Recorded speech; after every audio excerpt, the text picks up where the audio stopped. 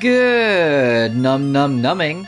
Hello there, YouTube, and welcome to our, should be a one-off because this game's not that long, stream of the original NES Castlevania from 1987. Oh boy. Transylvania, a small peaceful country in the heart of medieval Europe. The people of Transylvania whisper the legend of Dracula to their children at bedtime, only half believing it to be true. The forces of good keep a watchful eye over the land, protecting all who live here. But even during the constant vigil, the forces of evil manage to prevail once every century. Each time this happens, human beings with evil hearts begin to chant unspeakable prayers. This is Dracula, the Prince of Darkness, resurrected upon the face of the earth. And each time he is manifested, his powers grow stronger. Once long ago, Dracula was indeed revived in this manner. However, his ambitions to plunge the world into darkness and build a kingdom of evil were crushed by the hero Christopher Belmont. Following Dracula's demise at the hands of Christopher Belmont, the Transylvanian countryside slept peacefully for 100 years. Then, one Easter night, the townspeople were celebrating the joyous holiday with a splendid carnival. But in the ruins of the old monastery on the edge of town, the followers of darkness were holding a black mass to revive the evil count and give him eternal life. They poured a sacrifice of human blood over his remains. As they did so, an ominous thundercloud enveloped the town. Suddenly a single bolt of lightning pierced the monastery. In an instant, Dracula, the Prince of Darkness, returned to this world to begin a new reign of terror. But all was not lost. The success of the Belmont line, Simon Belmont, rose to the challenge. That's the end bit, but it faded out.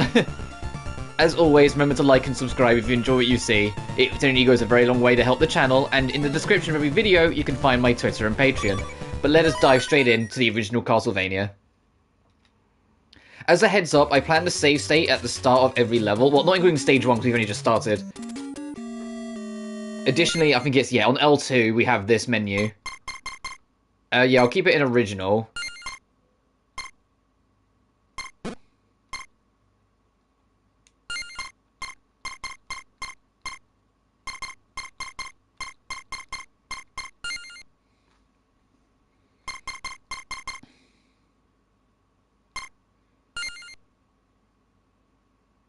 Actually, I'm also here just to show, you can just do that. And then you can just load and bring it up. Wow, this guy, I forgot how tiny the screen is. For Castlevania 1. We've got a max upgraded whip. And you've got the iconic theme doing its thing. Actually, can I...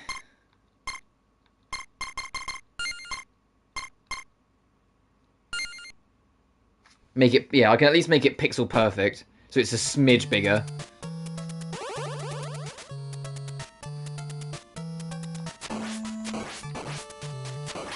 Oh, enjoy the NES flickering. You're going to get a lot of that.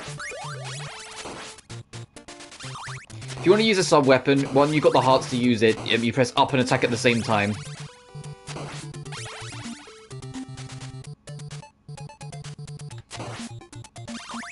Oh, you can't, once you jump, you commit. I forgot about that. Right, this is Castlevania 1.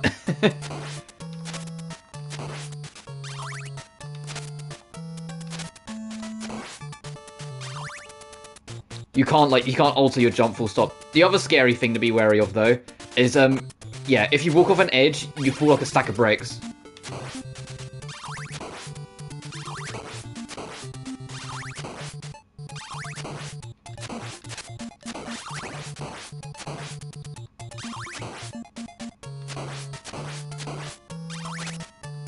Nothing there. You additionally have a time limit at the start, at the top of the screen, but honestly, don't worry about it too much. If you're, really falling behind in time, there's a good chance you're not playing, you're not gonna make it anyway, you know? So you don't need to stop and fight everything.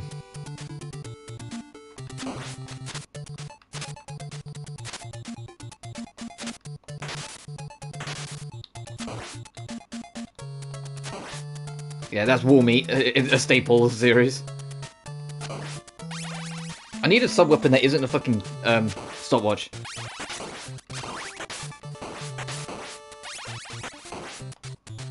You know what the crazy thing is that I know this map better, not from playing this game, but from Harmony of Despair, the co-op game, because one of the last levels that was in that game is just the whole of Castlevania 1 as a single level, because of how crazy that game is. And so I know the map better from that. I wish I was kidding.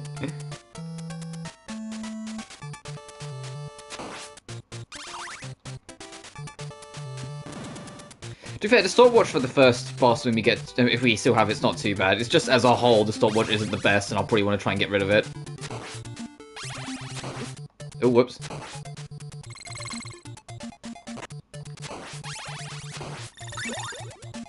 Yeah, okay, that's already better. I'll take the axe. Oh, is it giant bat?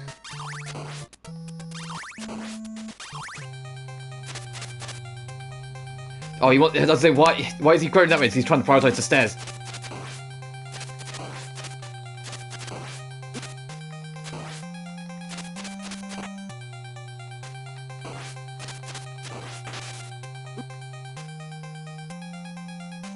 Damn it! I completely forgot that was there. That's alright. What that was a double up. If there's a 2, it's a double up, and when you pick up a 2, well, double up, the next time you find one, it'll be a triple up. And the idea is it allows you to use the sub-weapons, have more of that sub-weapon on screen. So I could have thrown 2 axes, instead of having to wait for the first one to despawn before I can throw the next. It's more helpful for the cross. Oh,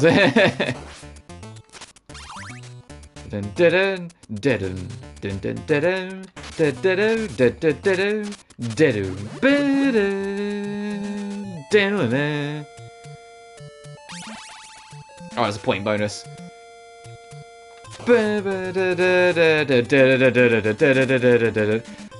Castlevania 1's OST is iconic to me.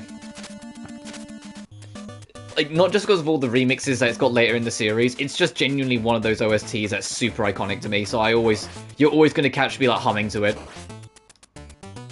Especially because, like, the original version of, what I always call the Julius Belmont theme. Even though the theme is more, because it's a combination of 2 tracks, not just 1. Oh, I probably shouldn't have been so ambitious on that jump, that was kind of risky. I'm trying to. I think this is Wicked Child. I don't think this is Stalker. I don't. The tracks may be iconic, but it doesn't necessarily mean I remember all the names. Oh, this is also our first interaction with the Medusa heads. Have fun.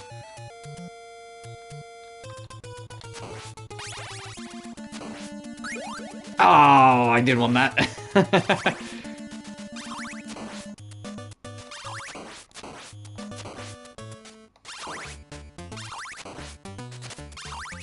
There's 2 things you don't want. You don't want the stopwatch if you can help it, because it's really not that helpful. And you don't want the dagger just because there's not much you can do with it. That was bold.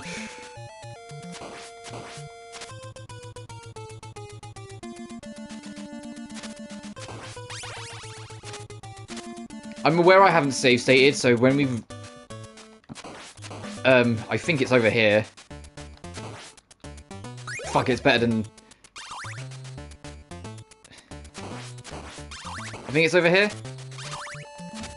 No, okay. I remember there being a wall meet there. Maybe I'm thinking of a different part.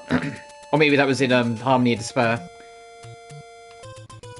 If you're sitting there going, what is this Harmony of Despair? It was a Xbox 360 marketplace online Castlevania, where it was like a 2D Castlevania that you did co-op with friends, and like a bunch of levels, and like a stat system based on more on equipment than actual like levels or anything. It only had like 10 stages, but I can't stress enough, those stages would take you like 50 fucking hours. Not because they were long, but because of the equipment grind. And then once you beat them all, you unlock the hard mode variant. And even if you like grinded for like hundreds of hours and got like the best equipment ever, that doesn't mean you're in. Oh, you know what, I'm gonna make this my level save. So I forgot to save at the start of the level, and these things are insta-kills. And it's not even as like a, oh, if it crushes you, it insta-kills you. No, it's, I'll keep the holy water for now. It's, if you make any contact with the spike.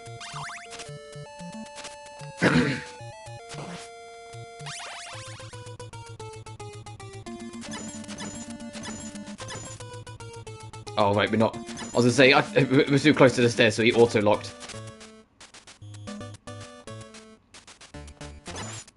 I was gonna say, I think you can destroy the fire, so we can just do this.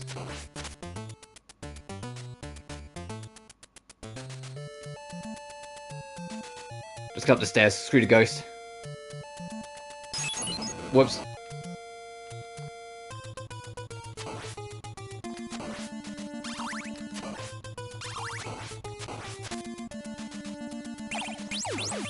The cross is a screen wipe.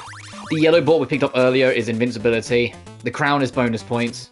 A lot of bonus points, to be fair. Ooh, I probably should have got the cross. I'm gonna save before the boss, just in case. If we die, it's not the end of the world. It's just she flies, so the holy water's not gonna be that helpful.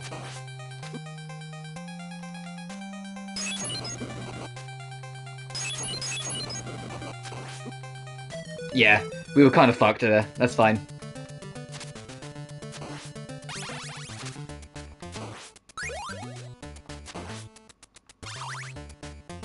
Actually, no, I was gonna say, actually, why don't I just save here? No, wait a minute. I didn't. My last save was before the boss, not this.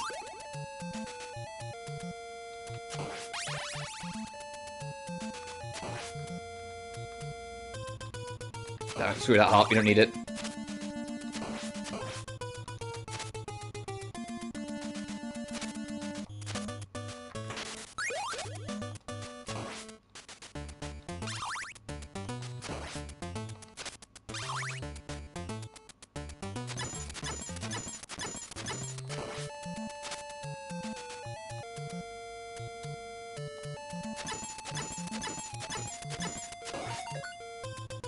Oh, nice, got an extra life.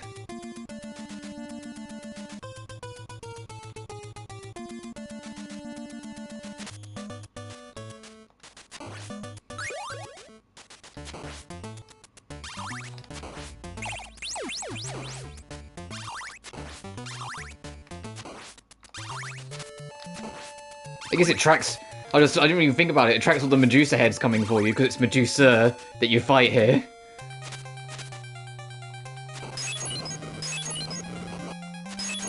This is how the strat should look.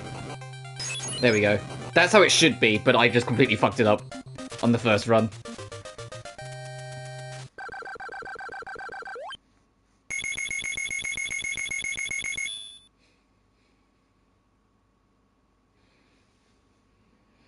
Alright, I'm gonna remember this time.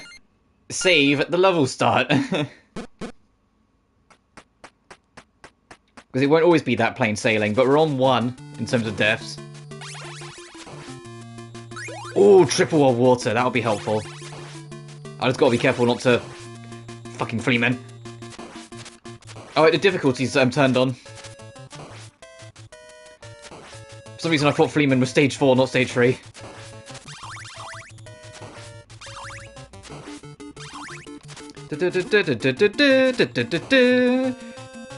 Sorry, I warned you. I told you I was going to be humming this entire game's OST as we go. It's, Oh god, I forgot how painful these guys are. Can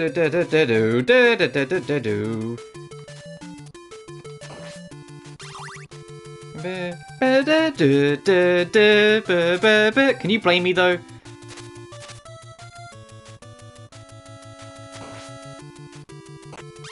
There's a certain magic to Castlevania music, and that magic has been present since the word go. Like, it's not something that, you know, discovered itself later on or some shit, no. Fuck. So, Castlevania's music has always been, like, peak.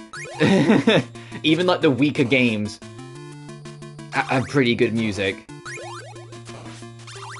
Oh, that's why it was a free, because it was the other holy water, got it. You know what, let me just load the save. That's why I've got those save states there.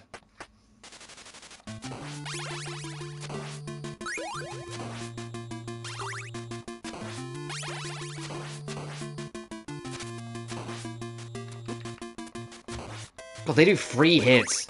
Oh.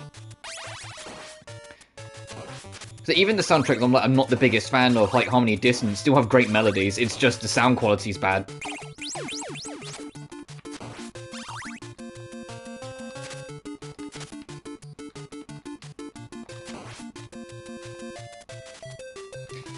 And speaking of Castlevania, I've mentioned it in previous streams, but I'm aware some of you might only be interested in this game. According to insider reports, a new Castlevania is getting announced at E3. Which will be interesting, because it's part of, you know, this big plan that, Yep, there we go. This big plan that Konami's been going on about of getting back into the game industry, and it's like, yeah, we'll see, because it's an uphill battle to encourage people that it's of good faith, you know. Will that catch? Good. Because we've got like negative. Well, I'd say we're about half. We're a lot under half. Negative health. Negative health. If you're not at full health, you might as well be dead. Actually, I will drop another safety save, because we actually got through that area relatively smoothly, all things considered. This, unfortunately, is the original Anniversary Collection, and not like the Classic Collection. So you can't have, like, several states on the go. You can't, like, rewind, fast forward. Like, they were all features that the later collections just did better.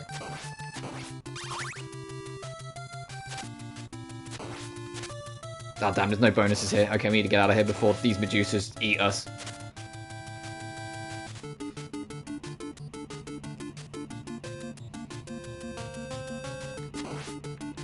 I don't know where all, like, the secret... I didn't want that. I'm going to load my save. I didn't want that at all. I will load that. I don't want to lose my triple war. It's my own fault.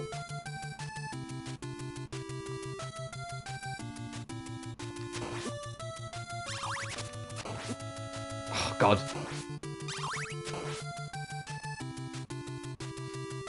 Literally Sonic Adventure. You're not what I'm looking for. And then we've heard about, was it like Project Zircon? I nearly hit it again. Oh! Because I crouched because there's a platform underneath. Okay, got it. That was just me waiting for the pickup to vanish, not me trying to get a power-up. Would have been nice if it was meat, though.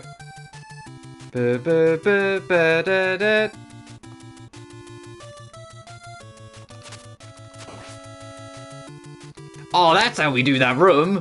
That's how it's supposed to be done, Dan. I'm gonna save state that again. Yeah, if you're looking at the pinned comment, and it's like, we said he's only gonna do it only if he dies constantly. Yeah, this is Castlevania 1, and I'm a wimp.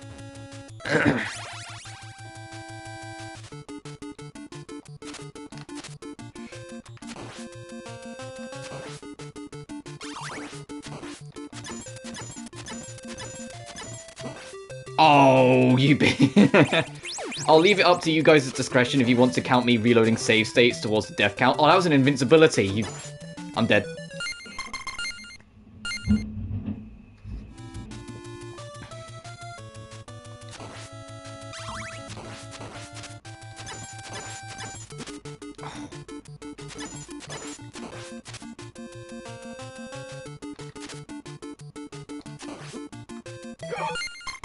Alright, the tally's building up. I've already stopped counting, so it'll be up to you guys to count at this point.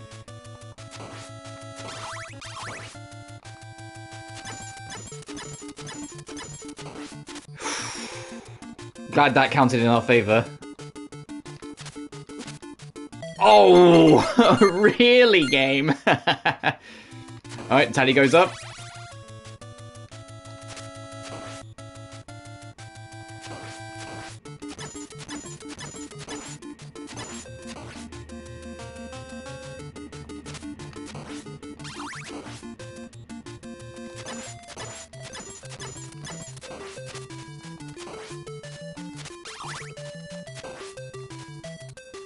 And some wall meat would be nice. So it's not like Castlevania 3. Castlevania 3, you get past like level 2, you're no longer getting any more wall meats, like full stop. The game no longer is on your side.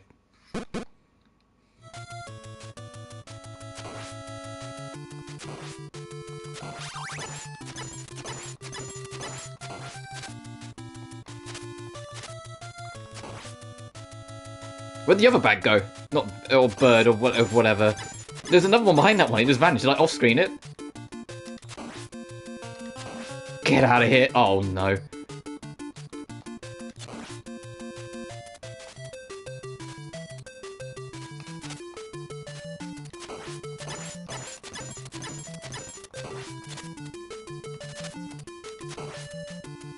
Oh, boss time, okay.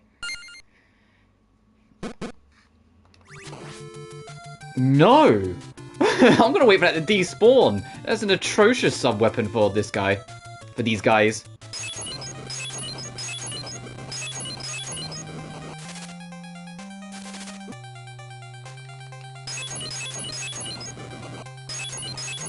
We should be good. There we are.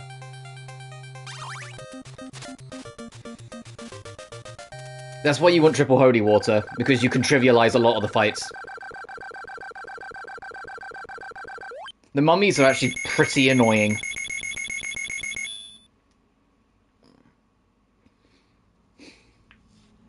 Alright, new level. No, I wanted to save state. I hope we do get more collections, though. I know, like, we're getting, like, this big, new, major Castlevania project, but there's still, you know, the PS2 games, the DS games, and the reboot that could all do with, like, remasters.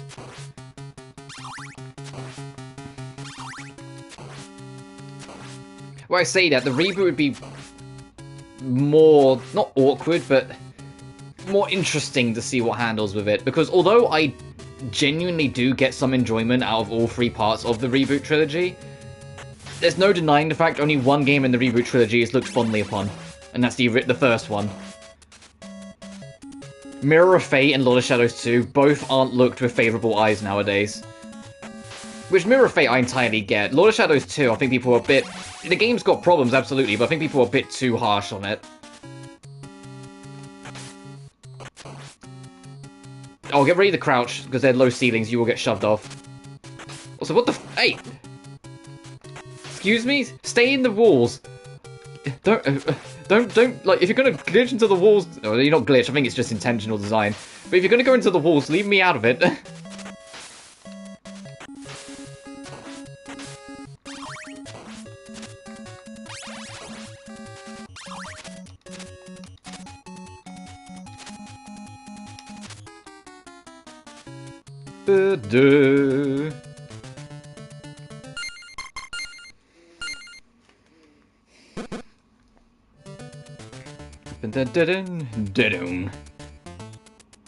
Oh god, right.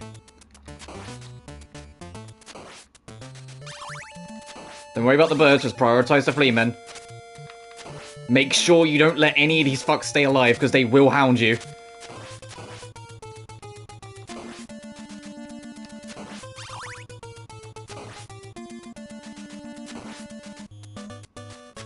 This is ideal. This is an ideal pattern. Let's keep doing this, guys.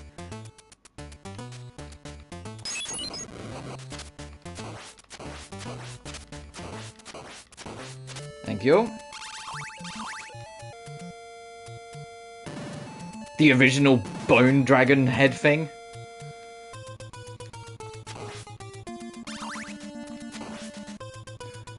I'm gonna wait. I don't want to try risk jumping over that. I'm gonna wait.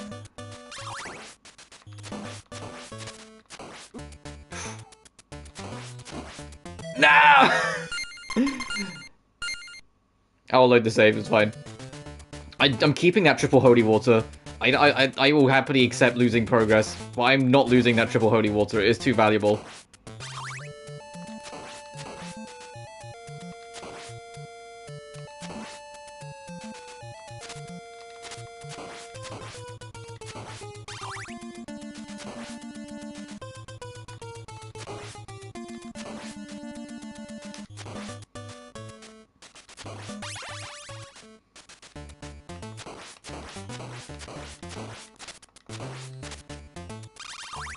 And if anyone's curious, I'm going to cover Simon's Quest at some point. The answer is yeah, but not yet. I don't mind that game. I know some people absolutely have a vendetta against it. I genuinely don't mind it. The only thing is that you absolutely have to play it with a guide. Because that's how the game was designed.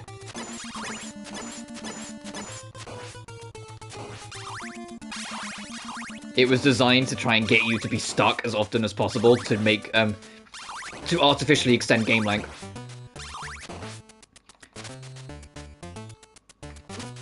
This is an awkward place. Oh, that was a trade I wish we didn't take. That's not wall meat.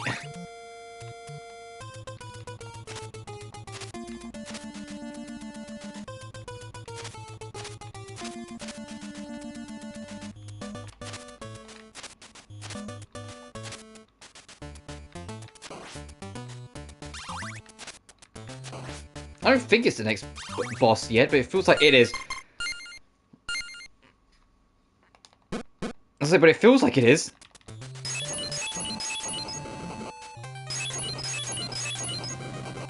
Stay there, stay there, stay there. There we go.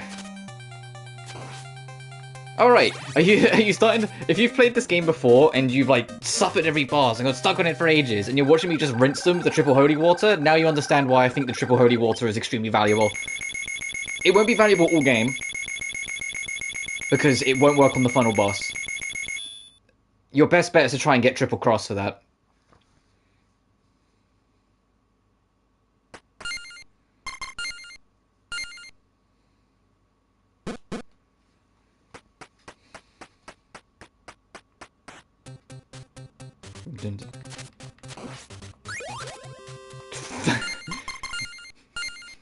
Thanks, Flea Man. The first Flea Man dropped an item, the second one hit me into it. Yeah, fucking thanks, guys. Can't even be mad.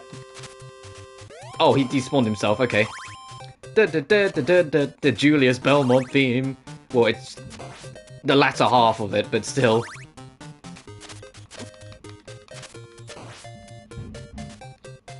Ah.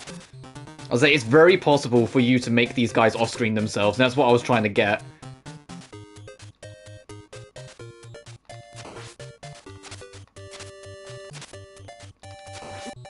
Oh, that was an evil fucking trade.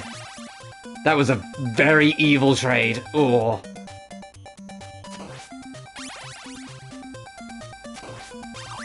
I mean, it's only the first room, so there's no way in hell it's going to be wall meat.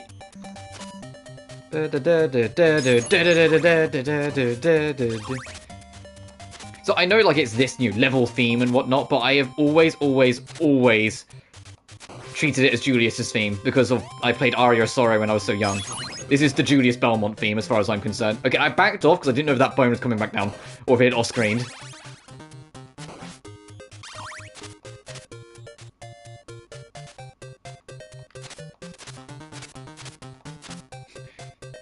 Yes, I am desperate for war meat, can you tell? And there's not something cheeky on the other side, no.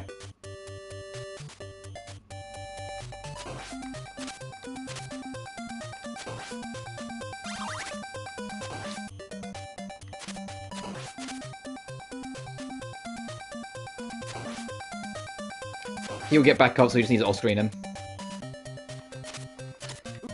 No! Nah! I'll just take the load. It's right at the start of the level anyway.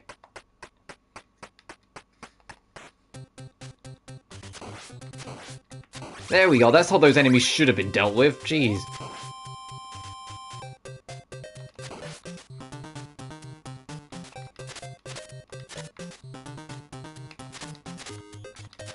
Get out of here. Oh, doorbell. 1 second, guys.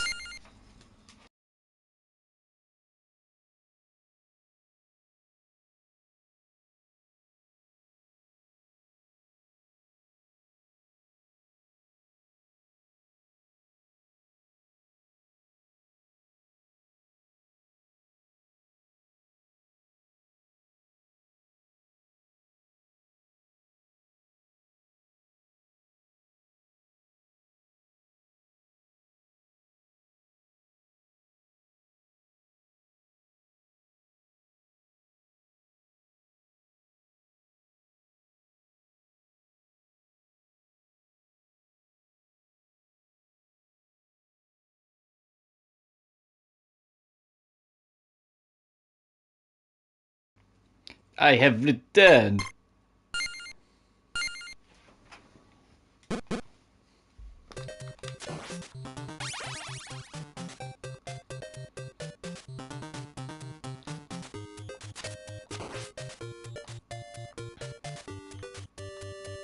So I need him to go like really far away so I can safely get up it. There we go. I also need to get more red hearts. I just realised we got like none.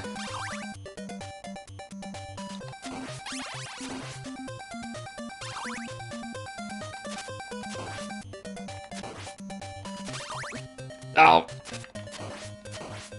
4 units of damage. Yeah, fuck the flea man.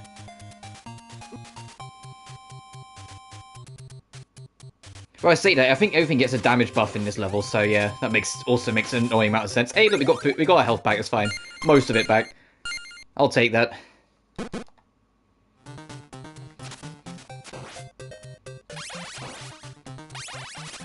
I'm hesitant to approach them, I'm like, don't be a replacement weapon, don't be a replacement weapon.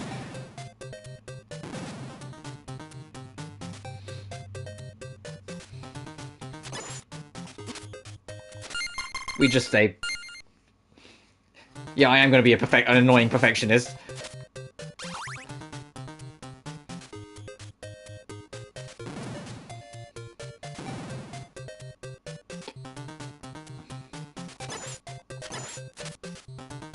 I think this is the guy you can push off the map. Yeah. And he's gone. He's done. He's not going to show up again. You just rush him, he backs up. Oh, these are the original axe armors, right?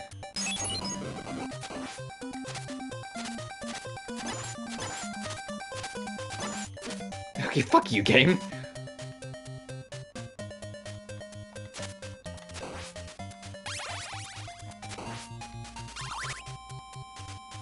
I think we got this, the clock tower, yet? And the clock tower is where all the real hell begins? Because you're sitting there like, man, he's going for it pretty smoothly. No, not forever. Okay, that might be hell, so I'm not going to break the rest of that.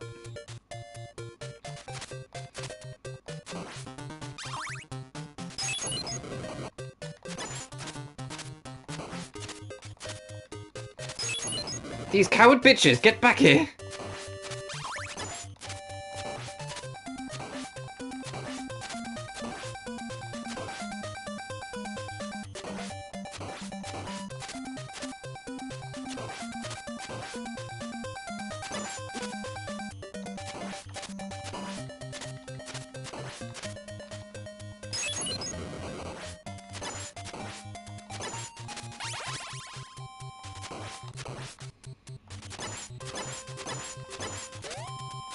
Look at this bullshit, come on!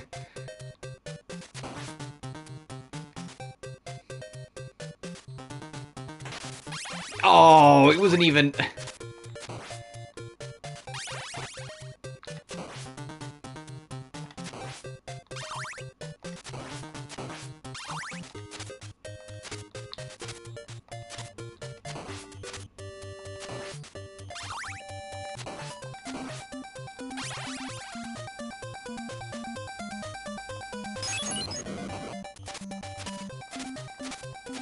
Come on, come on. Oh no, their eye's not going to make him get closer, annoyingly.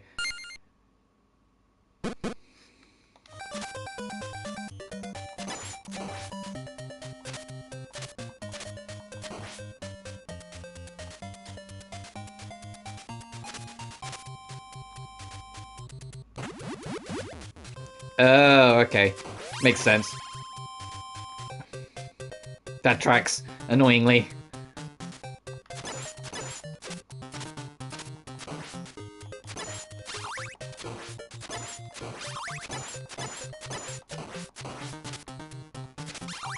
I just want to say annoyingly because I was really optimistic it would be health.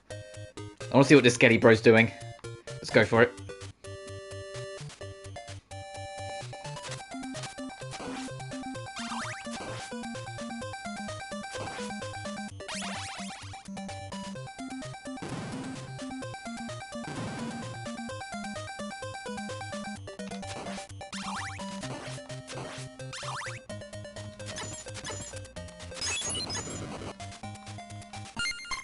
I think we checkpointed, but I'll drop a save just to be on the safe side. I am at the point where it's like, if not this boss, next boss, I want to have the cross by the... Yeah, sure. I was literally just about to say, I kind of want the cross soon. I want to swap, I'll just take it. Oh! I'll take the death. Yeah, we did checkpoint here, I had a feeling.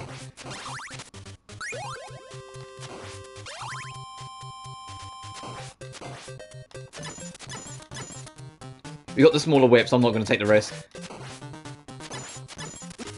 That's why. I wasn't expecting him to shoot, like, super shoot that super quick.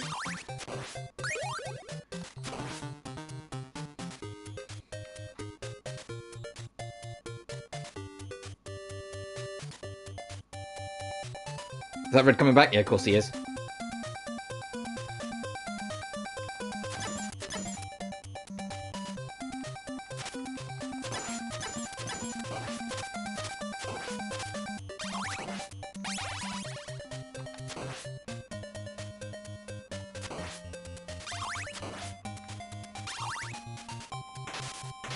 Ah, of course the meat was just there. I'm gonna load.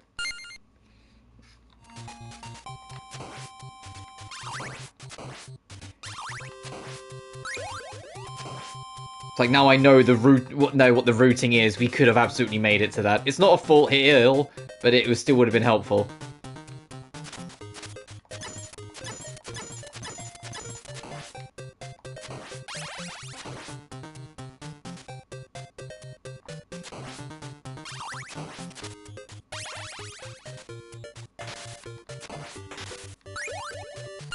Yeah, that's still better than nothing. I'll take it.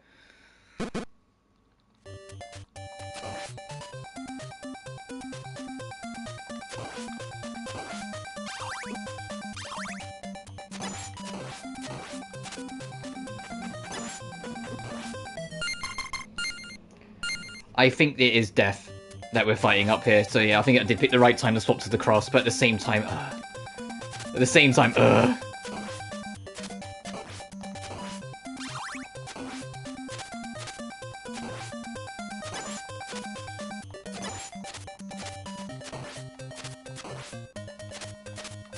I'm gonna take this super fucking slowly because of these Medusa heads.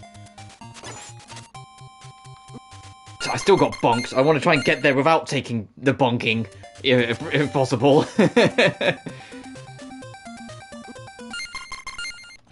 I'm gonna stick to this. I'm gonna burn all my attempts.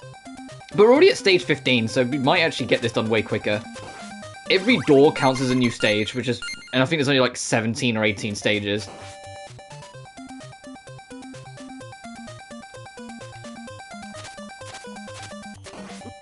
Fuck this enemy. We're not gonna beat the boss. That's why I'm just loading the save. I know we're not gonna beat the boss if we get beat up by these fucking Medusa heads.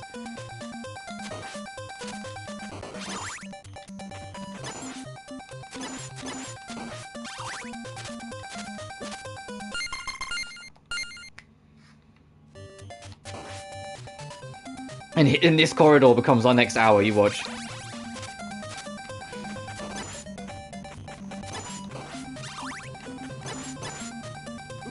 Damn it. I reacted too late. I should have crouched sooner.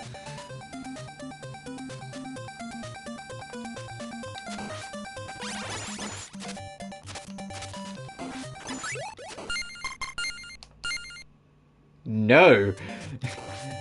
That stopwatch might be helpful for that room, but it would only be helpful for that room, so no, I'll pass. Thanks!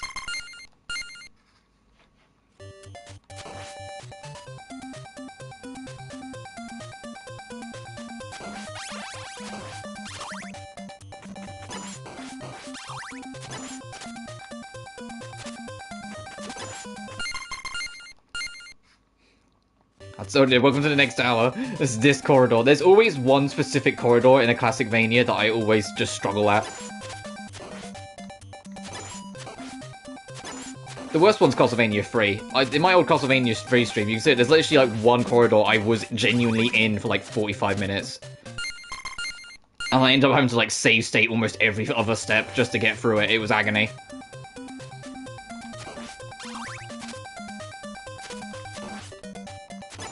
People are wondering if I'll ever revisit Castlevania 3. The answer is probably, but not anytime soon.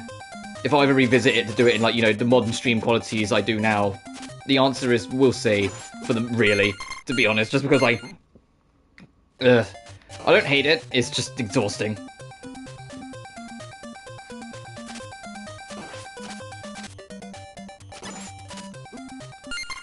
Oh, come on.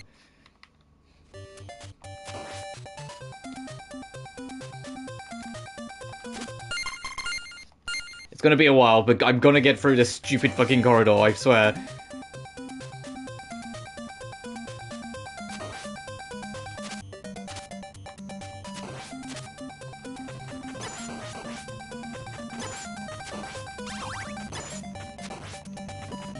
Fuck you. The axe armor was like, I've had enough of that. Just I'm gonna like roll that one in.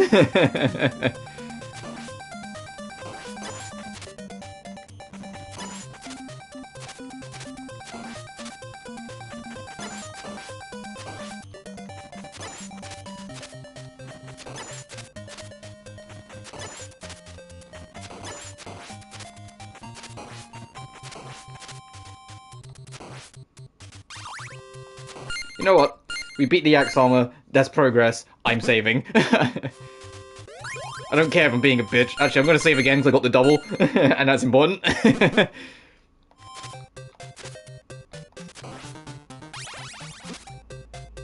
Oh, there's another one of these bitches. Great. Fantastic.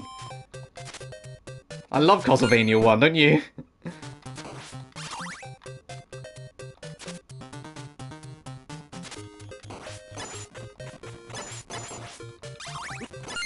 Yeah, he lowballed that one, of course he did.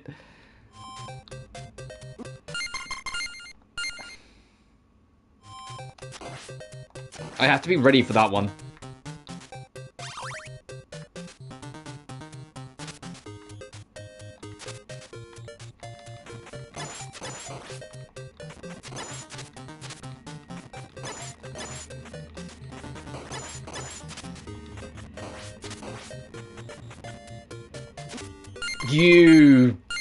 I had that perfect. Yeah.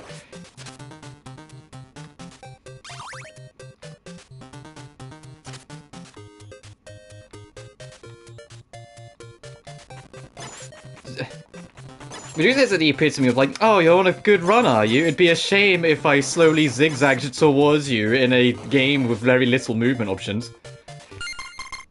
I was like, oh, the triple! I jumped too eagerly. That triple's probably not going to stay there because it's probably an RNG chance.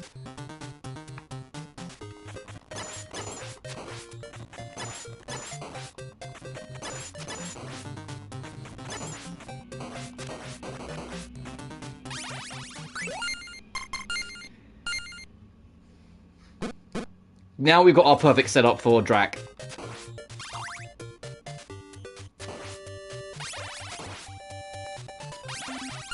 I think it's the boss now, so I'll get ready.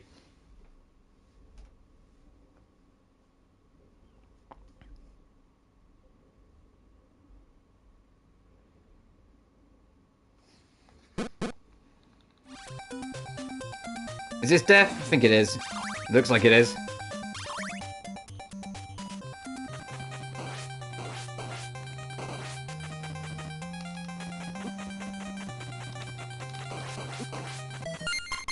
Alright, that's one. Start counting how many times it takes us to kill Death. Now I know he's going to come from the right side, not the left. I will preempt that better.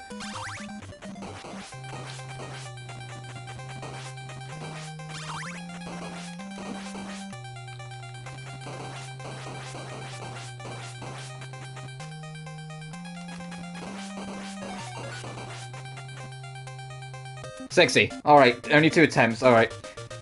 And that's what you want triple cross. You want triple holy water as soon as you can for most of the bosses, but Death and Dracula, you want triple cross.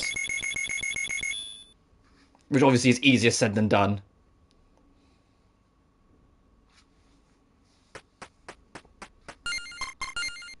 Especially if you're not playing, you know, cheating. Like, let's be honest here, if you're not doing save states like I am, it's very hard to keep hold of them.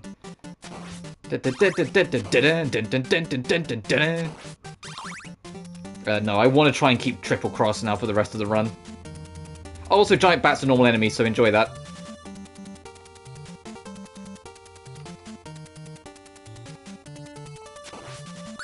I didn't know that was a stopwatch. The stopwatch feels like such a fuck you item because it's so useless.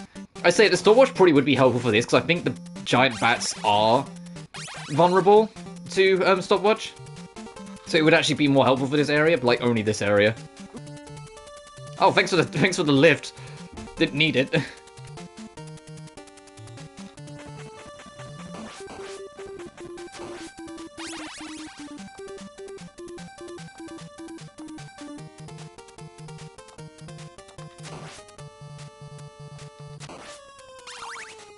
Nice. All right. Only one hit.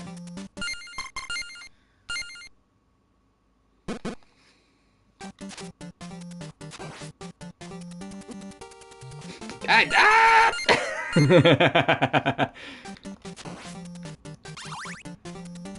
Oh, you wanna try that again, bitch? Yeah, take it.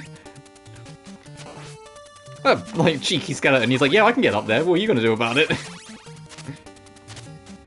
What the f-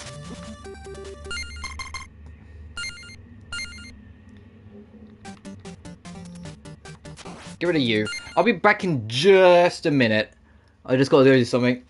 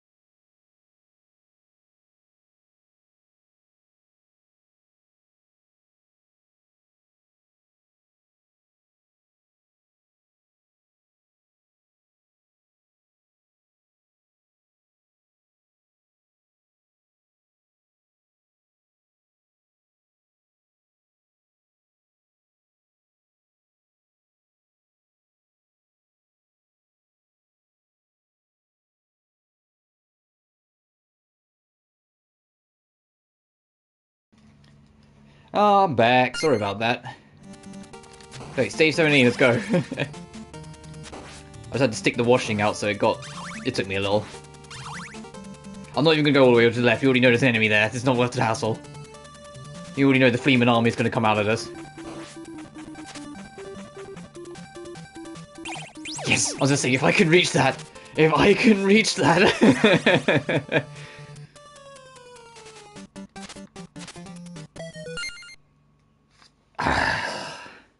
I didn't hold up for 1 second. Alright, we know the drill. That's all it takes. That's genuinely all it takes. Just don't hold up for 1 second and that's all. The game's like, alright, yeah, fuck you, die. And of course that time we don't get the screen clearer.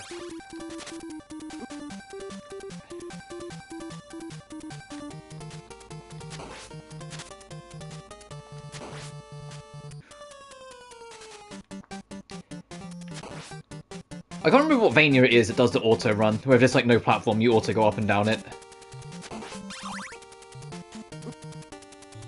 Oh, yep, this is absolutely the clockwork. Oh god, I hate this already. Yep. This is absolutely the clock tower. Oh, you get up here.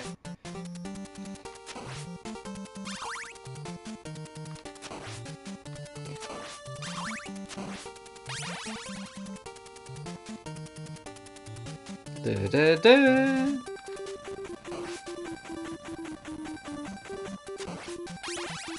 Stay back there for a sec.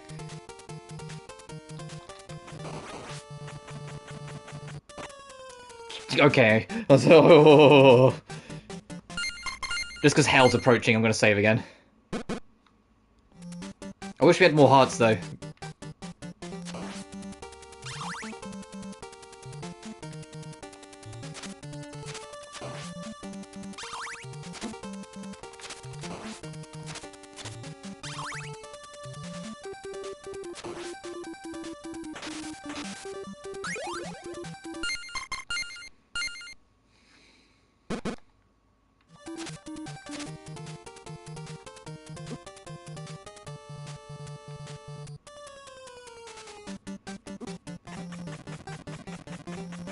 Okay, no, that is the correct way to go, got it.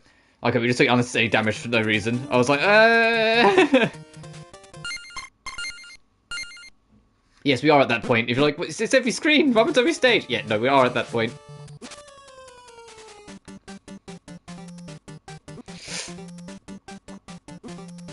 Oh, fuck you.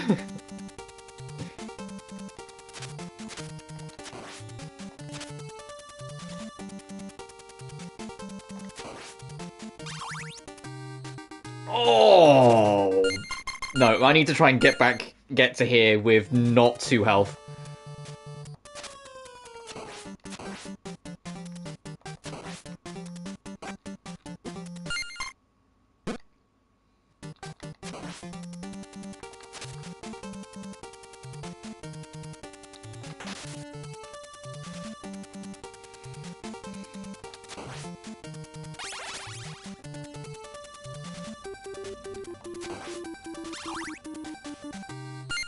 I have a smidge more faith in that, I'll save. Not much more, admittedly, but a smidge.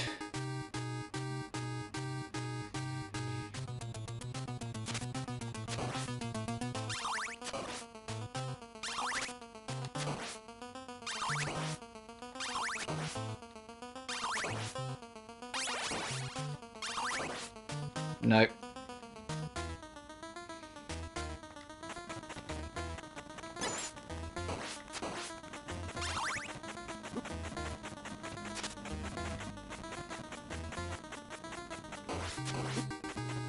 We're absolutely going to take a number of attempts doing this.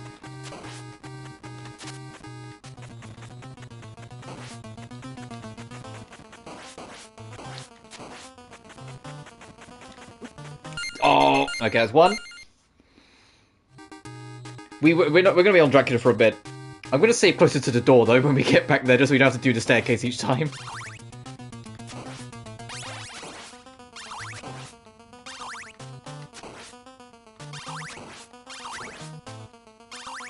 I'll say that, and I'm going to leave that holy water stand as well, because although it's unlikely, for Phase 2 we might swap to it. It's highly unlikely, because I think the cross will be fine. Oh, we broke it anyway, never mind.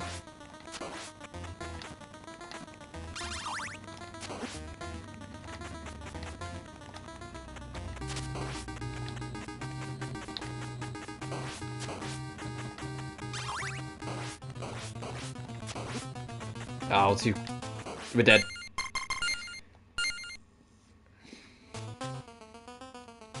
I believe this time. Come on, Mr. Belmont. Still got caught.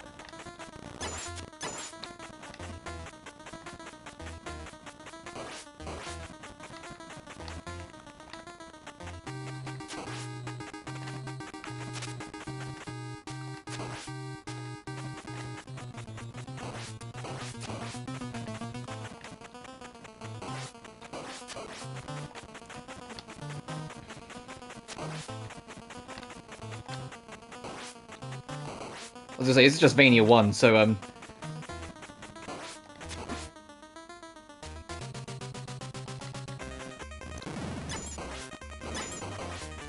gonna say, oh, this is just Vania 1, so Meteorite doesn't exist yet. Alright, well, we got the gist.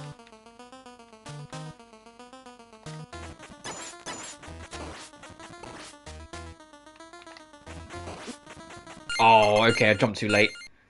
I want the fireballs to keep shooting at me at a close-ish range, because we can destroy 2 of them with a single swing if we position it right.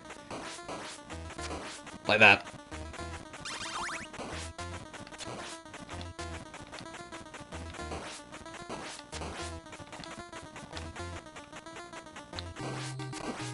Ooh.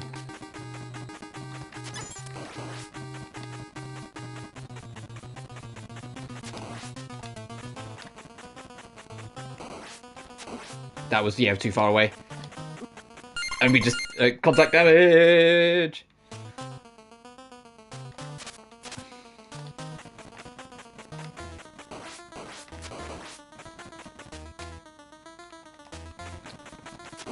Yeah, it was way too far away.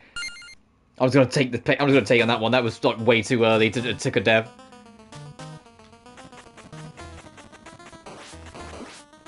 Okay. I thought I had that fine. I did the rights. Never mind. The game was like, no, fuck that.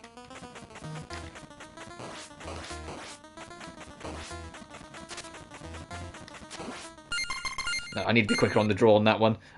I need to get the timing of it. I had it and then I lost it.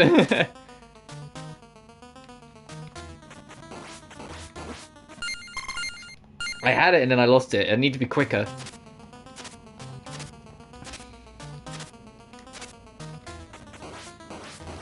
There we are.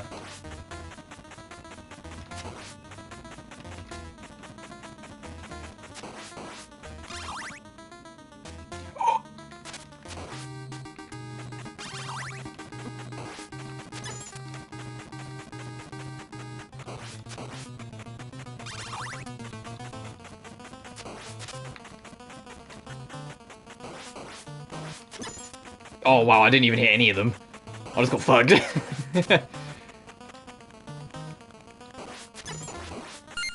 Yeah, I wasn't feeling good about that one.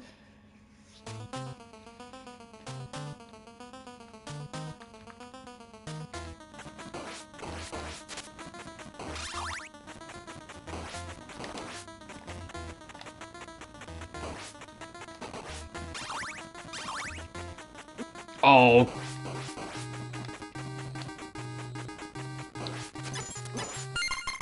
We got beat up too much, no chance. No chance in hell, we're... Dragon's like, will this Belmont stop just coming back? It's not fair. How does he get to do this? Dragon, don't you come back every like 100 years? That's not the point. It's a 100-year respawn. You get like 5 seconds.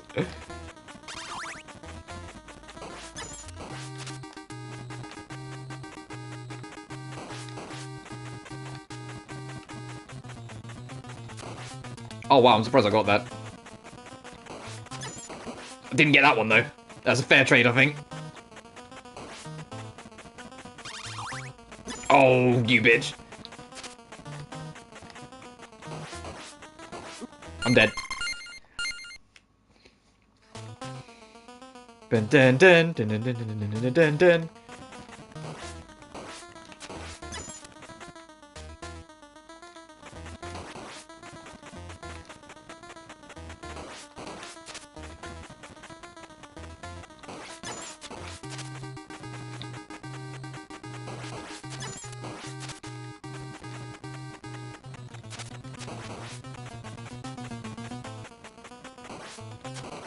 There we are, this one's starting to look a bit better.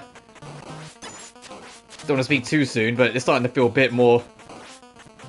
Yeah, that was nice. That was nice, I'm keeping that fucking one. That was nice, that's how it should always be.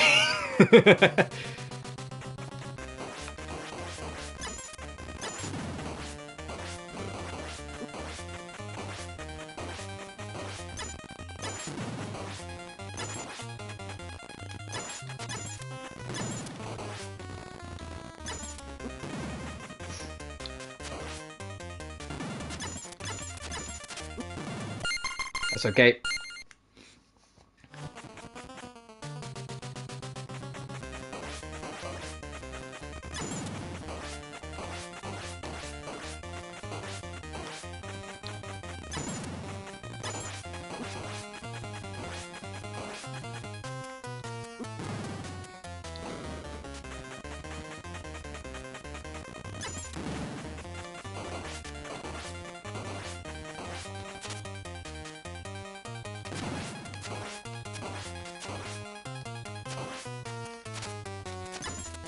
Going for it. Gotcha.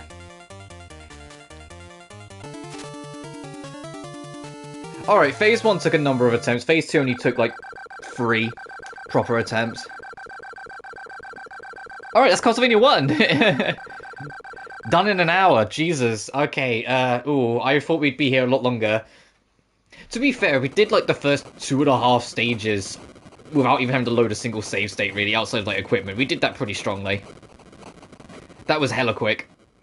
I feel kind of bad doing these shorter streams, but like I said, it's gonna kick off on Friday. Screenplay by Van Stoker. The cast: Dracula, Christopher Lee, Death, Bela Lugosi, Frankenstein, Boris Karloff's. What? This is really hard to read those names on my screen, or maybe it's just because it's stretched out enough. But yeah, that's Castlevania 1. I know, short and sweet, right? Remember how long Castlevania 3 took me many a moon ago? That was like over 3 and a bit hours? Yeah, that's genuinely 1. It is genuinely that short. And I know that my average stream length is 3 to 4 hours. Being a KWE, in my mind about the storyline I'm playing. Oh, that's fair enough, dude. You joined us on the wrong end. We literally just managed to beat Castlevania 1 in about an hour and 10. Oh, and you unlock hard mode. And I'll show off hard mode for a bit. Because we got through this game hella quick. I don't know how far I'll get, because I've never done a hard mode playthrough, honestly. Usually when I finish Classicvania, and I'm already getting that itch. It always happens. Reduce toll, right? No, that's badass, dude. Cool. Anytime I go through Classicvania 1, I can't stress enough. I usually, like, as soon as I finish, immediately going, oh, I want to play Castlevania 4 again. Because Castlevania 4 is just the better Castlevania 1. There's no two ways around it, and I am feeling it again. I'm like, man, I just want to go through Vania. I just want to go through Vania 4.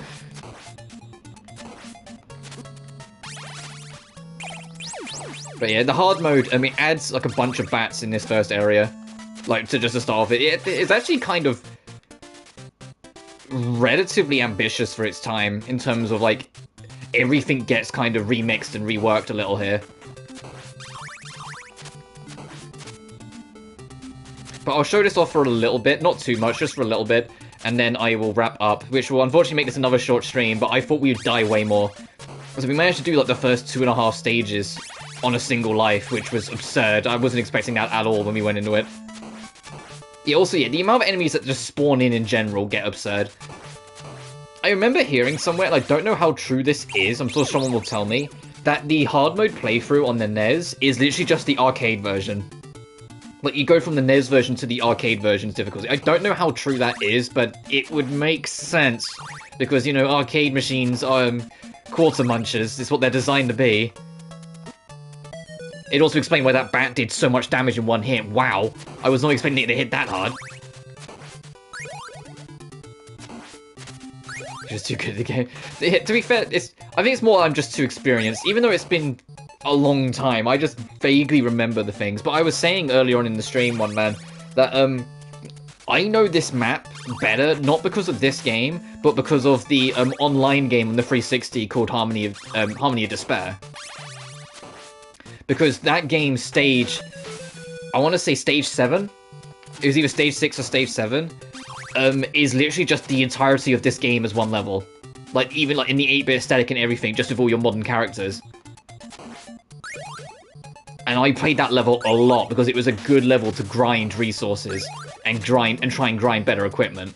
It wasn't the best level to try and grind, but it was consistent, you know? Actually, it might have been like stage 9, now I think about it. It might have been way later. Yeah, because I think it was, because I remember grinding out the pyramid, which I think was the actual stage 7, to try and survive better in this one. But I spent a lot of time on it, so I just remember the stage from that version. The difference is, though, is that some secrets are different, so there's a couple things I keep on going to check that don't exist. Don't kill me, damn it! Hey, can you tell this is hard mode? We've gone from I beat the whole first stage without dying once to I've died like 3 times to like 1 bit. If you get like position yourself, it's a speedrunning strat I can teach you all. I can't do it. This bat is consistent on any difficulty. You can abuse knockback to make it knock you onto that ledge, and you can skip the whole underground section. I'll give it a go. We'll fuck around for a minute. Oh, no, I need to be a little higher up.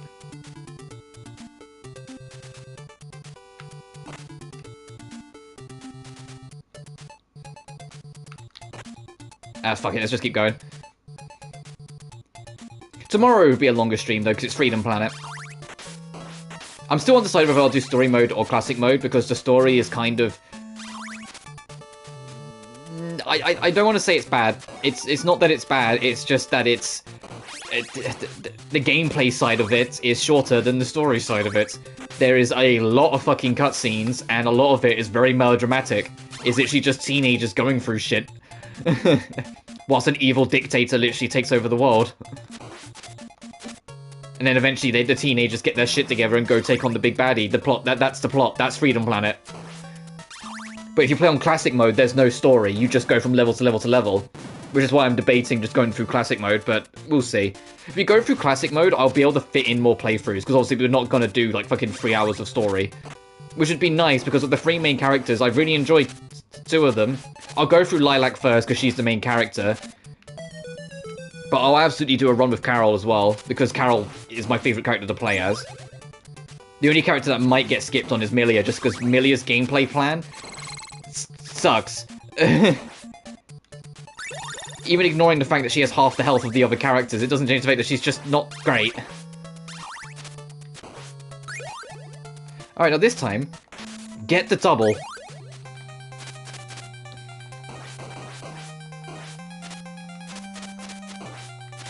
Right, not that we needed the double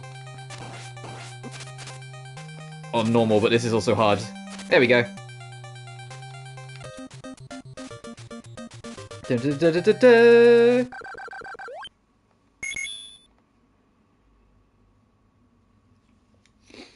I'll keep on going for a bit. I'm not going to do the whole playthrough again on hard mode. It's just not only like making the stream a bit longer, but just so we can kind of just chat and vibe. We've done the game, that's what matters. And you already, for the people that like watch this like stream and whatnot, so like the later stages of this game are evil.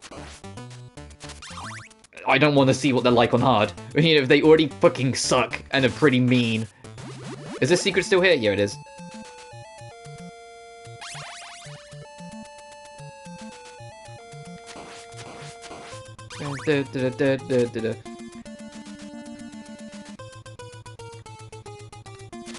Oh god, damn, we're on stairs.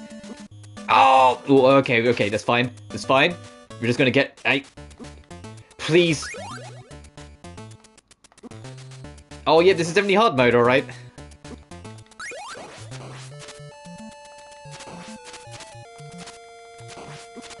I'm dead. You know what I'll do instead, actually? I just thought, instead of like trying to save state and seeing how, like, and you know, working our way through hard mode, since I will wrap up soon, what I'll do instead is just play till we game over. Like we are in the arcades. Which will be very fucking quick at this rate, but still.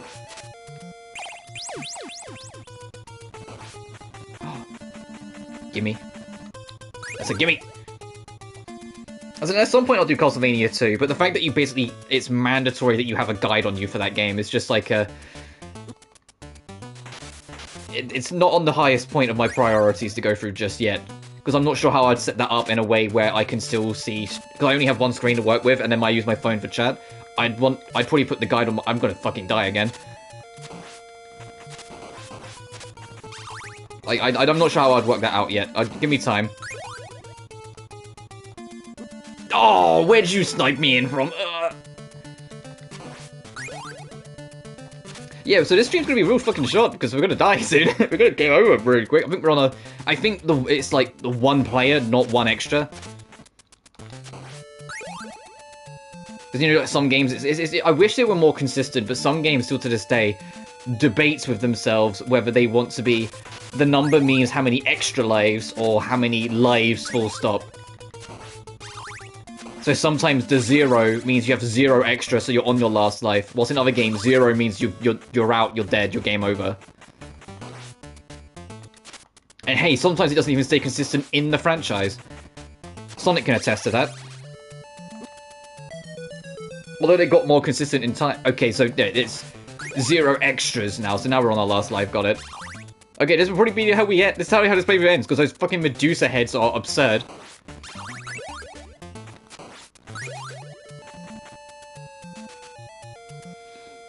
It's this one up here. The placement of this one is awful. There we go, we got him. Oh, I didn't want to be down here.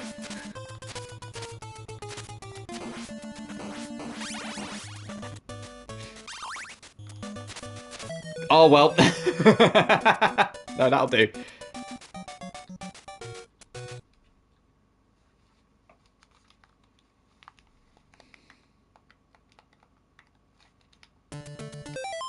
Oh, it just puts you here. Oh, that's kind of generous of it. Oh, I thought it would be more punishing.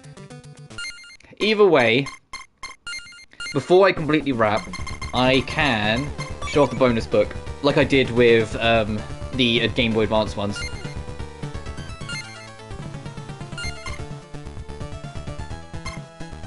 Got the box art galleries. Was there a zoom in button? There is, good. Oh god.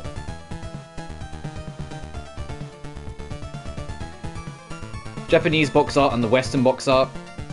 There's been not much change from the Japanese to the West, which is rare. That was pretty fun, yeah. Oh, let's press circle too many times.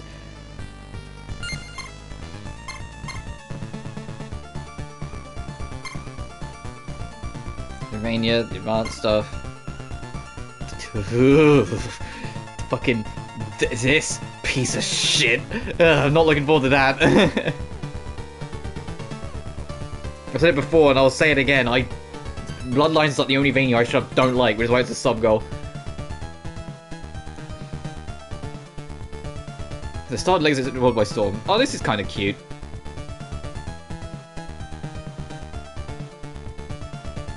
Firebomb. You firebomb. I just was like, what firebomb? It's holy water. What? But yeah, the original Castlevania, it's aged about as well as you fucking expect it to. I still enjoy it though for what it is. It's more the music though. If you've never heard the original Castlevania soundtrack, do yourself a favor. The 8-bit soundtrack of that game is phenomenal. It's the same with Vania 2. Although Vania 2 has less tracks, both of like the first two Vanias have phenomenal soundtracks that I just don't think miss a single bit heat. It's only Vania 3 where it's like, I love most of that soundtrack, but there are a couple tracks that just become forgettable. But then it makes up for it because Super Castlevania, or Super Castlevania 4 straight up has like the best soundtrack of the classic era. We'll get to you eventually. Fucking Simon's Quest. Vania 3. The best Vania. Hey, if you ever want to play a classic Vania, just start with this. get the Classic Collection, just start with Vania 4. I can't stress enough, it is a phenomenal game that is aged insanely well. And the thing is, like, yeah, even this is, like, it says it, it's literally a remake of Castlevania 1.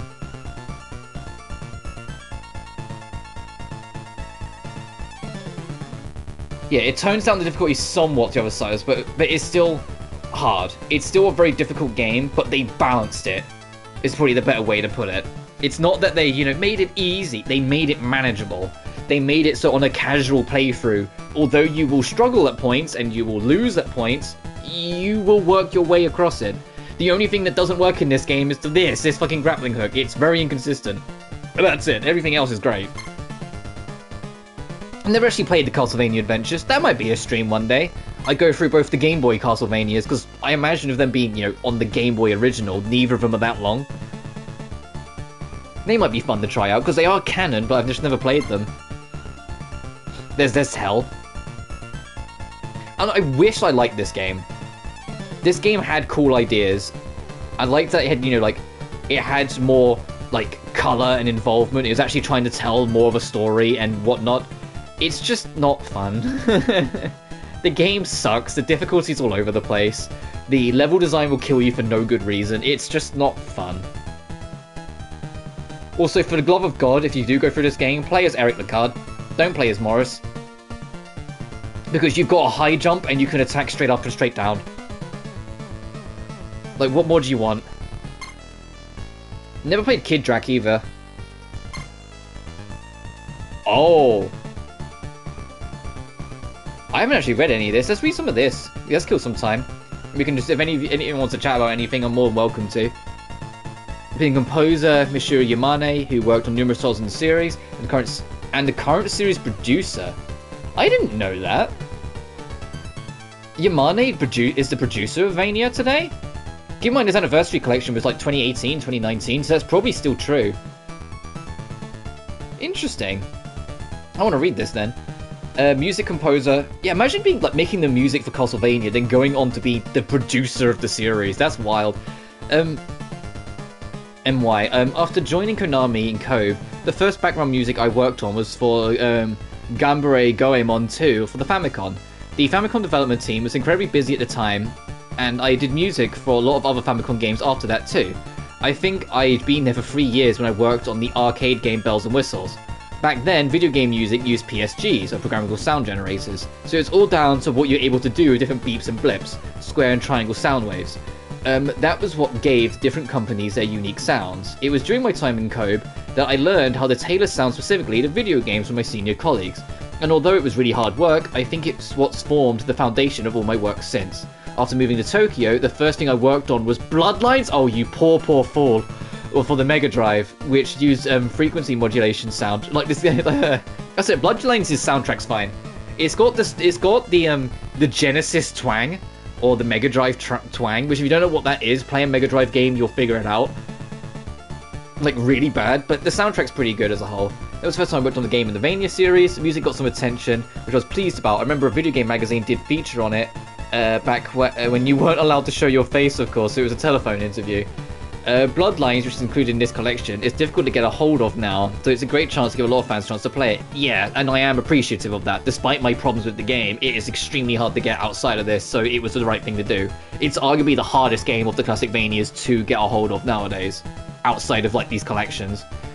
The thing about video games is that if you don't have the right hardware, you can't play them. As time goes on, that means that people are unable to play more and more old games, so it's good to be able to enjoy them in collections like this one, haha.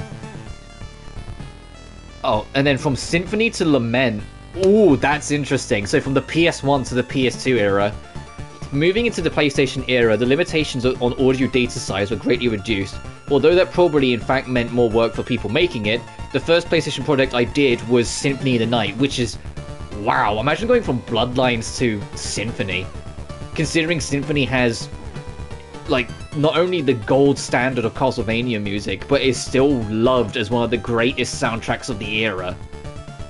And rightly so. Like, Symphony is a breathtakingly beautiful soundtrack. I gushed about it non-stop in my livestream when I went through them, which you can find in the Castlevania playlist if you don't want to scroll through God knows how many... I think it's like 9 months ago now I streamed it, so yeah, a while. Although probably the fact meant the first PlayStation game I did was Symphony, which is now one of my best known works yet, my goodness, and I feel very honoured that players all around the world enjoyed it. The character designs were done by Ayana Kojima, and it's often said that the heavy metal style that the series had up to the point changed, and things moved to a more gothic direction. I've heard that a number of female fans increased after that too. Yes, right. When I first saw Ayami's illustrations, I thought, whoa! They made a big impression on me. The music went in the same direction. That probably goes to the backgrounds and other graphics too. I think her designs had a big influence on the whole development team.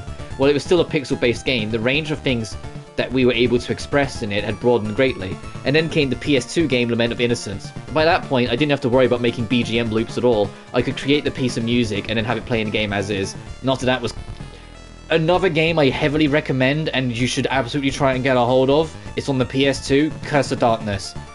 Curse of Darkness is really fun. For Curse of Darkness, the producer at the time asked me what I thought about using a live orchestra. I was so full of myself that I said we didn't need an orchestra, we could do the same thing with sequencing. I said, if we've got the budget to do that, I'd rather use it to get a singer for a one-of-a-kind voice. I told him I wanted to use Russell Watson, who I'm a huge fan of, and what's more, I said I wanted to have him sing on the track that I made.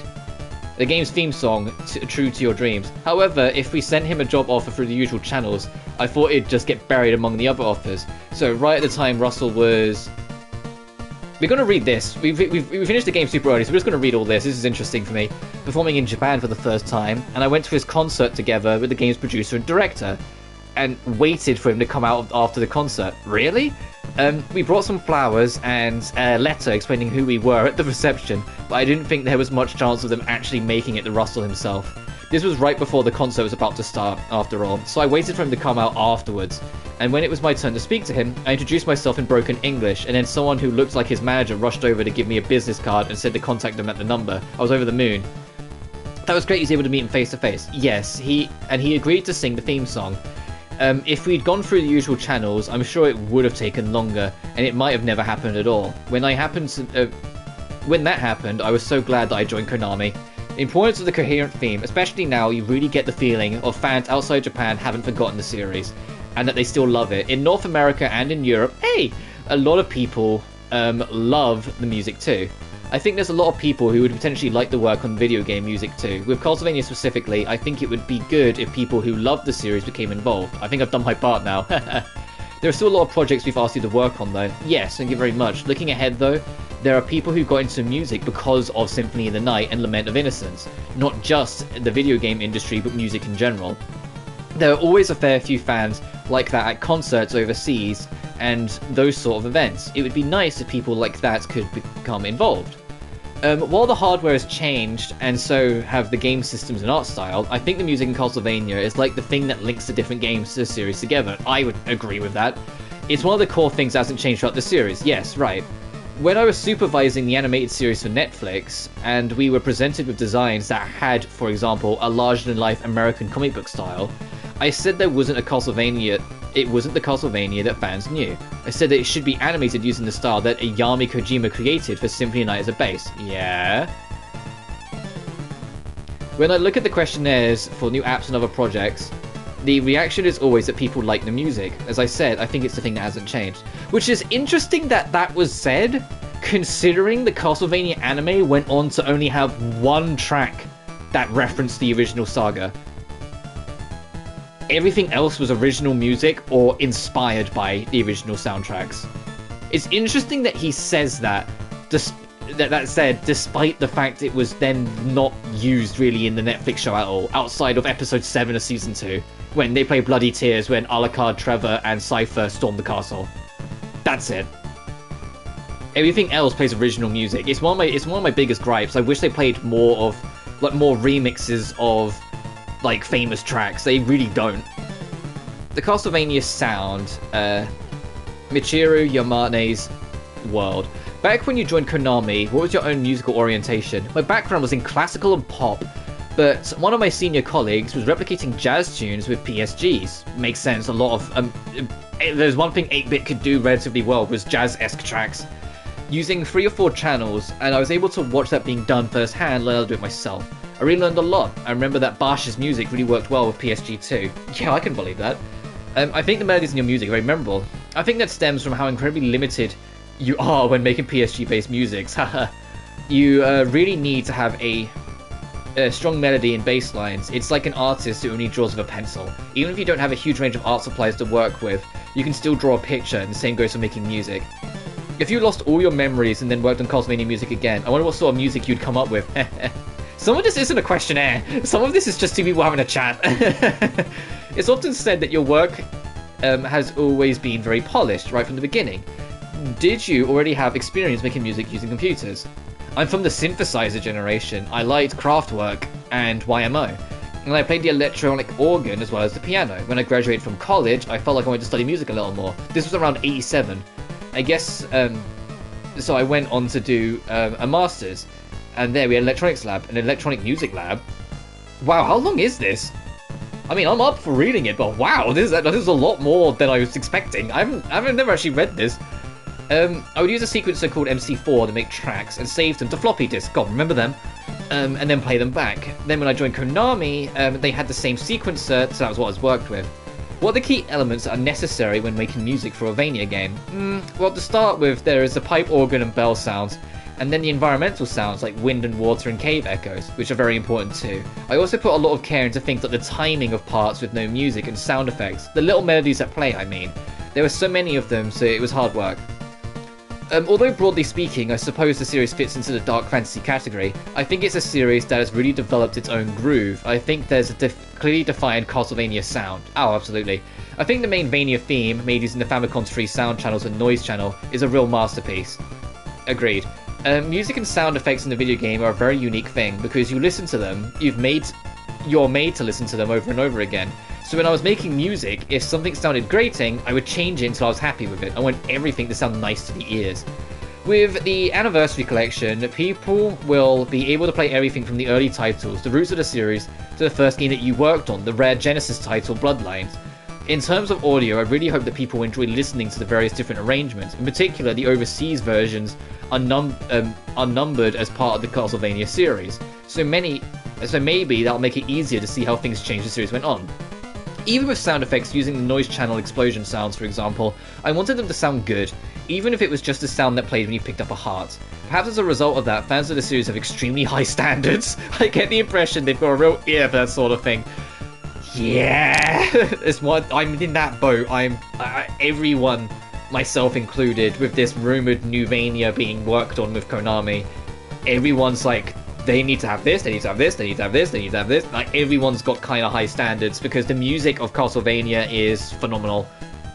But if the person who used to do the music is now the current producer, honestly, takes a lot of the fear out because the producer knows what's up. The lead composer always knew what was needed and what was necessary, so I think we'd be in safer hands. I'd be more confident on it. Vania series and fans internationally. When I was performing at the Games Convention in Lesping, Germany in 06 and 07, I really got the feeling that people had a lot of respect for me. People were really moved by the performance, and in turn, I was really moved by that. I received a message from someone in Mexico who started learning music because of Vania, and now they're a music teacher. I really do think the power of music is incredible. It's just such a completely different experience to what you normally do when you're working. And seeing the fans react firsthand really is an invaluable experience. Yes, that's right, I want to see this. Oh, so these are the photos from the 2006 or 7 performance? That's cool. I'll take this opportunity to say that with the Anniversary Collection project, we were motivated by the demand and reaction from fans everywhere, both in Japan and overseas, so thank you all very much. They are difficult games though. You give up like, this is so hard, then you try again, still infuriated, and you get a little bit further, then you're like, this is so hard, again. Yeah, the early entries in the series are particularly difficult. Fucking yeah, there's a reason why I'm not doing Castlevania 3 again. I think there's a certain enjoyment to be had in that. Well, at least not yet. Though, and that's why the series has gone on for as long as it has. I hope people will try them out and get a taste of just how enjoyable a simple game can be. I want to continue to give the fans what they want and create projects that they'll love. So I hope everyone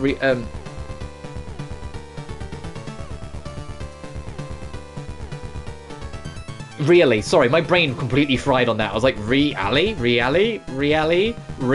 There we are. But my dyslexic ass brain stopped hard on that word. It hit like a bedrock with that. So I hope everyone really lets us know what they think about the Anniversary Collection. Everyone loved it, and they ended up making another collection. And I hope that's not the last one. For a message for the fans, I think the balance between the sinister and the divine is what gives the Castlevania series its charm. I'm honoured to have been able to carry on from the wonderful music created by the people who came before me at Konami, and that all the games and music that I've worked on, even after leaving Konami, have been well received. Maybe never mind, maybe she's not the producer anymore. The people developing all these games put everything they had into them, and I hope that people will continue to enjoy them for many more years to come. Oh, a sign of a heart as well, that's sweet. Oh, I'm not reading AD Shankar's stuff. Yeah, no, I'm not reading AD stuff. That guy's a dick. You're like, oh, no. He was one of the leading reasons why Season 3 of the Castlevania anime ended up being kind of weird.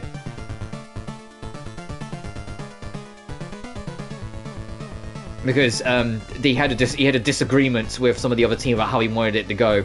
And so, instead of taking it gracefully, he directly sabotaged his own story and forced it out. And so, Series 3 is kind of weird. And then he left and the rest carried on, and Season 4 was brilliant, so it's clear they didn't need him. So yeah. Obviously, this was before Season 2 and 3 even happened, but yeah, he's a dick, so I'm not interested in him. You can get the timeline, which is kind of cool, of the classics. 1476, 1576. Oh yeah, Vania 3 is based the earliest, because it's based with that.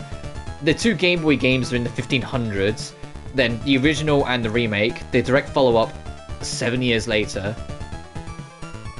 Events mentioned in the Manual of Castlevania Bloodlines which have never been depicted in-game, and then Bloodlines in 1917. Oh yeah, Quincy, right.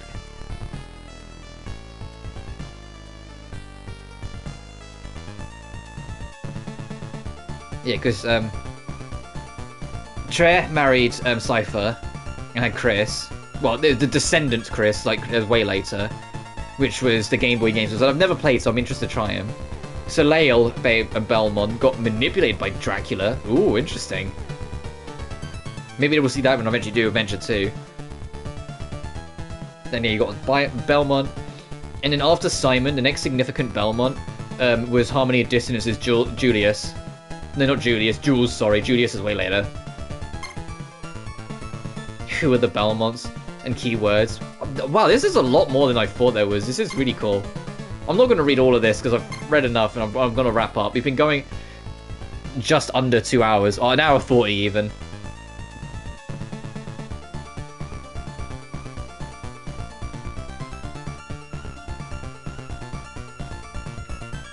Knew that a stairway leading down might prove fatal.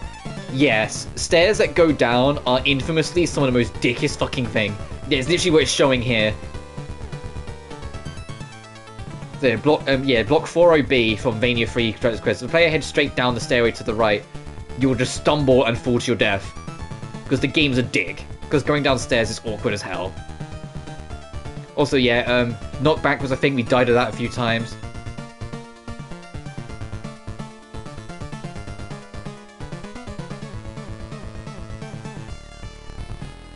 Oh yeah, and even wow, they even mentioned the problem with the stairs. Interesting. Because we experienced that when we were playing. Because the game prioritizes the stairs always when you press up or down. And you have to hold up to throw a sub-weapon. You have to press up and then attack. So it was saying, like, hey, in the first boss, you could get yourself caught up. Because you'd go to throw the axe at the bat. But when you press up, it would register the stairs. So you're now facing away from the bat because of it.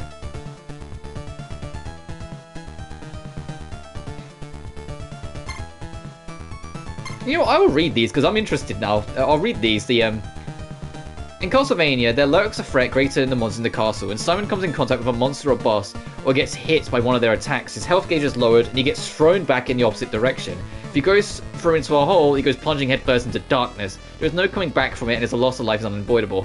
When on a perilous path, players must pay close attention to each and every attack, even from weaker enemies. This element prevents them from charging forward recklessly and gives the game its unique thrill. Yeah, and in Vania 1, I think it's balanced really well. I still say Satan got a few, dicks over, got Vania'd, for lack of a better word, here and there, but it's pretty well handled. Vania 3, however, no. Back in the day, fans of the game knew that stairway leading down might prove fatal. Accurate button inputs would get them safely down, but carelessly descending would inevitably lead to a player losing a life. It should not necessarily be seen as a sadistic ploy from the developers. Rather, it is a part of the game design there to remind you the ever-looming death. It's like, no, that's like saying, hey, don't call the devs a dick for it, even though they kind of were. The beauty of the 80s concept game design can be seen in the controls. Back then, there were only a few buttons available, which meant that the game system had to actually judge the player's intent when the same control was used for different purposes. Yeah, multi-use buttons. Much research was done on system designs that could adapt to the player's character actions on the spot. However, there were sometimes so smart they ended up doing stupid things, resulting in not too uncommon misinterpreted inputs like these shown images below. Despite this, gameplay was able to continue without stressing out the player. It should also be noted that some of the better players were able to complete the game without running into any trouble. Truly believe that games are at their most enjoyable when the gameplay forces you to backtrack when you die. In Vania, dying meant being sent back to the specific spot. This mechanic was popular in action games back in the day, but I'm sure there are many who would find it annoying. However, I think it's a good idea to retry an area you couldn't get through after you are sent back. To fully appreciate the depth of this series, you have to play difficult parts over and over until you understand the joy of strategic thinking. Yeah, something that the later games do a much better job of handling without just making you do trial and error too much. After trying the same area many times, players will suddenly have that aha moment. That's when you start toying with the enemies and use to kill them every time. It's the best thing about the series. Yeah. Amazing gameplay makes you feel like you're really improving the best thing in the series, as it shows a screen of like the worst level. Which sub-weapon is the most powerful? Yeah, don't use the dagger if you can help it. Don't use the stopwatch outside of like very precise situations. No vampire hunter can live without his trusty whip and other sub-weapons. In Vania NES, there are 5 sub-weapons, namely the dagger, axe, the cross, the holy water, and the watch, which are detailed below. There are no other special sub-weapons, such as the boomerang from Bloodlines, but in most games the item lineup and their basic performance is the same in the original Vania. The actions of each one is quite distinctive, such as the axe, which is handy for attacking difficult to reach enemies over your head, and the watch, which can control time, which was useless. If you had chosen the most powerful of all the entire series, what would it be? Many fans would pick the cross. This sub-weapon delivers high damage, has a wide area of effect, and its unique path allows it to strike multiple times with a single throw. Yeah. And some titles allow 2 or 3 to be thrown at a time, resulting in amazing amounts of damage. Yeah, if not the cross, it's the holy water, but the holy water is very dependent. It is very dependent on the game. Sometimes they're really strong, sometimes they're not. Important notes about the holy water. Bursting the flames comes at its surface, enemies touched by the flames take continuous damage, enemies touched by the flames become immobile. Yeah. And you got double shot, triple shot. Appears after players destroy a certain number of candles, appears when the players destroy a total of 10 enemies and candles with a sub-weapon, and then destroys more. In 8.3 of Vania 3, with middle foes, defeated by using the holy water at the exact right time to make him immobile. Yeah, that's actually the strat. You lure him down, you get triple holy water so you can hold him in place, and then the first time he lowers, you just spam the ever-living shit out of him. You do what this image is showing you. You just spam the hell out of him and live. However, some hardcore fans will probably claim that holy water is the more powerful sub-weapon of all. Explore its potential. In Vania 1, to see if it's true, including attacks with the whip, enemies that are damaged can't move. Although holy water has a short range, it produces a flaming pillar that can deliver continuous damage. And with the double and triple shot, it's surprising how versatile it can be. Yeah, if you have triple shot and enough hearts to keep it going, you can hold an enemy in place entirety. We've rinsed most bosses doing that. Short range, it produces a flaming pillar, yada yada. It's surprising how versatile it can be. Once you notice, it's not impossible to create 3 flaming pillars at a time. By creating flaming pillars with triple shot holy water, any boss who comes into contact with the flames can be virtually held in place. The Block 4 boss Frankenstein is famous for being a formidable foe, but with this strategy he can be easily defeated. Yeah, we beat him in one attempt. This becomes much less useful in later titles, but nearly the same idea works in Vania 3. The Block 8 boss, Death, is one of the most difficult enemies in the series, but it is possible to stop him from moving as seen in the images above. It takes a fairly advanced technique to actually pull it off, because you've got to lure him down first. But that is exactly why it's the stuff of legends among fans of the series. It is one more reason holy water is considered by many to be the ultimate sub-weapon. But yeah, they said here that they got weaker as the games went on. Yeah, they nerfed the shit out of them as time went on. Oh, this is interesting.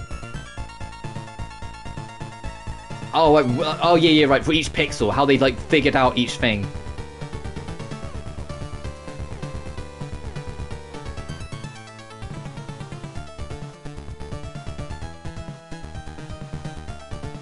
And then Castlevania 4.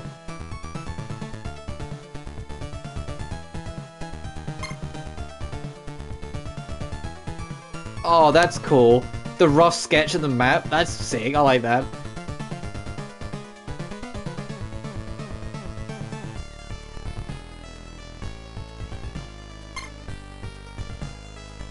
Vania 2. Do we have Vania 2's map?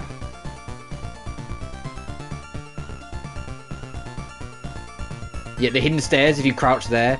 The moving... Yeah, they made this game just to be a dick. Look, you have to crouch there and then the stairs appear, like things like that. Oh yeah, right, this is the bird's eye view of Castlevania 2's map. It's easier to figure out your way around it than it looks, don't worry, but it is a little like, when you first, like, start exploring. Oh, well, they did this on a grid platform? Wow, you can barely see this fucking thing.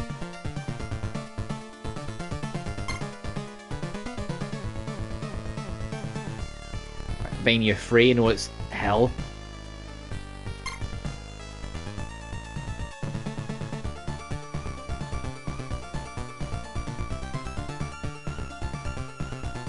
Ooh! This area is difficult on its own, so no need to add enemies. Yeah, if only they listen.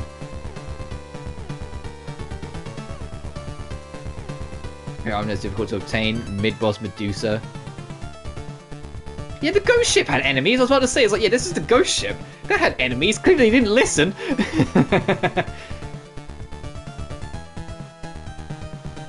Vania 4. One of my favourite levels. The rotation. The climb at the end. The map of Vania 4.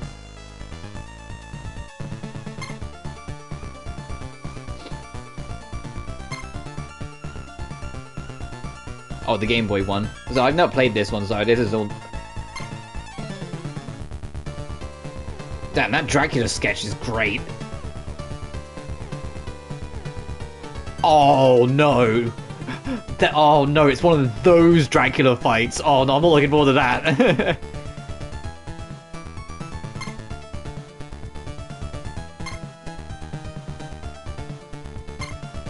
Yeah, Bloodlines.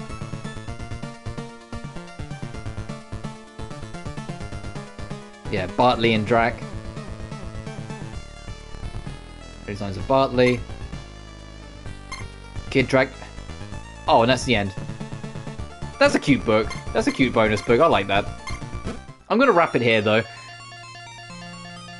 We ended up beating the game in like an hour and 10, but that was fun.